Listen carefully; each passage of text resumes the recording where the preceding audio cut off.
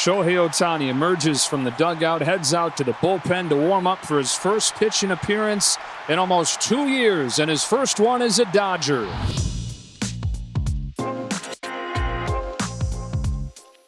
From MLB.com, this is the Morning Lineup Podcast. I'm your host, Anthony Castrovins. Today is Tuesday, June 17th, and if you give me about 10 minutes of your time, we're going to talk about the return of baseball's two-way unicorn, the return of the Yankees' mammoth DH, the Red Sox getting a huge home run from someone other than Rafael Devers, the red-hot Rays, and everything else you need to know about baseball today. Let's get to it.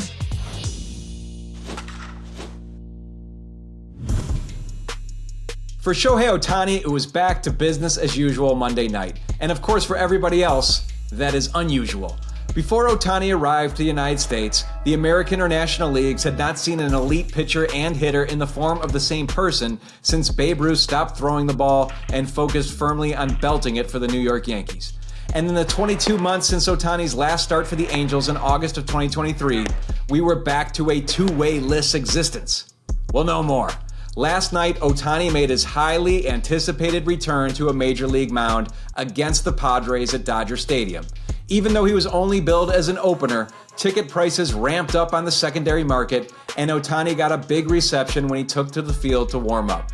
Alas, Ohtani was not so warmly greeted by Padres leadoff man Fernando Tatis Jr., who reached on a bloop single, then advanced to third on a single by Luis Arias. A Manny Machado sacrifice fly scored Tatis, but Ohtani then induced groundouts from the next two hitters to get out of his lone inning of work, in which he touched 100.2 miles per hour with his four-seamer and threw 14 pitches registered at 98 miles per hour or above. The 1-1 pitch to him is bounced gently left side. Tough play. Muncy hurries the throw over there in time to end the inning. Shohei Ohtani has to work hard in his first inning back on the mound. Now, sometimes when a pitcher gives up a run, his teammates will tell him, "We'll get that one back for you."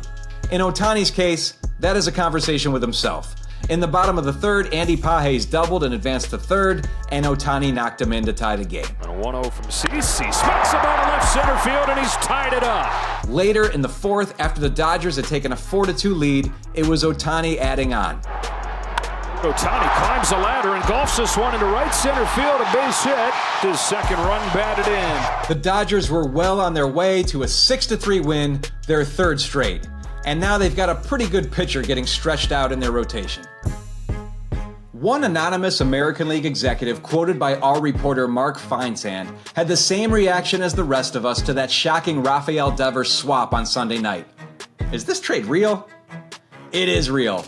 Perhaps all too real for Red Sox fans who had viewed Boston's long-term deal with Devers as a consolation prize after the disappointing and ultimately regrettable trade that sent future Hall of Famer Mookie Betts to the Dodgers in 2020. Now, Devers is not Betts, but he was the centerpiece in the lineup for a Red Sox team that had only recently begun to gather momentum in the playoff race. Trading him in a deal that has been characterized by many as a salary dump that brought back an uninspiring package fronted by pitcher Kyle Harrison has not exactly gone over well with Red Sox Nation.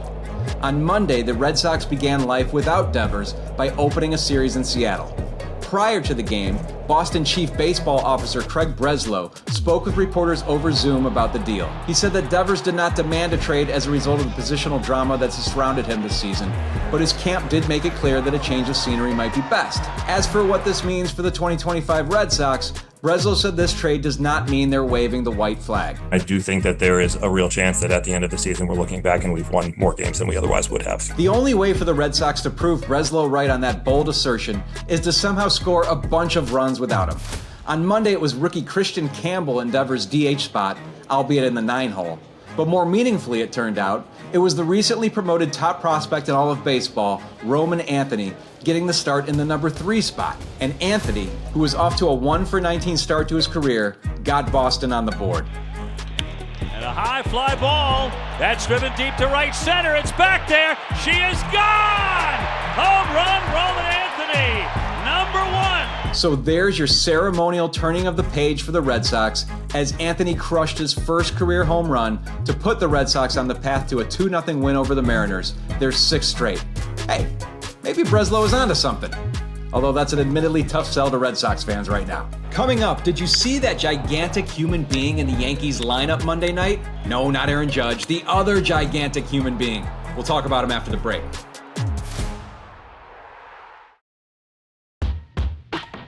After dealing with an unusual case of dual tennis elbow, Giancarlo Stanton was activated for the start of the Yankees series with the Angels. In his 2025 debut, he singled in the 4th inning and put the Yankees in position to try to break a scoreless tie in the 9th.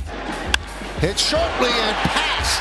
Rengifo down the left field line. And a leadoff double for Giancarlo Stanton. Alas, Stanton, who went 2 for 4, got stranded after that double, and the Yankees went on to lose 1-0 to the Halos in 11 innings. Stanton's return invites a lot of questions about the nightly lineup. Ben Rice was sensational in the DH slot at the start of the season, and though his bat has cooled of late, the Yankees still want to get him consistent at bats. With Stanton back, manager Aaron Boone has suggested Rice could see some time at catcher, in addition to time spelling Paul Goldschmidt at first base. Elsewhere in MLB on Monday, the Orioles have been hot of late, but the Rays are hotter. And in the opener of a series at Tampa's Steinbrenner Field, the Rays rode 8 terrific innings from Ryan Pepiot, homers from Josh Lowe and Brandon Lau, and 3 RBIs from Jake Mangum to a 7-1 win. Rays are an MLB best 19-6 dating back to May 20th. In that span, they have the best ERA in baseball and are averaging an MLB best 6 runs per game.